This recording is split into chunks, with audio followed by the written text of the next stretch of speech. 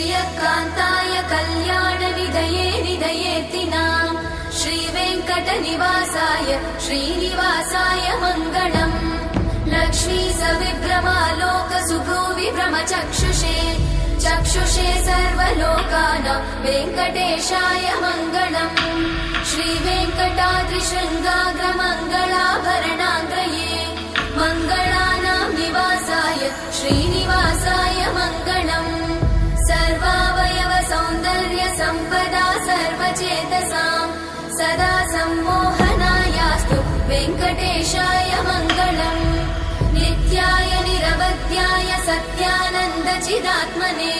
सर्वान्तरात्मने श्रीमद् वेङ्कटेशाय मङ्गलम् स्वतः सर्वविदे सर्वशक्तये सर्वशेषिने सुलभाय सुशीलाय वेङ्कटेशाय मङ्गलम्।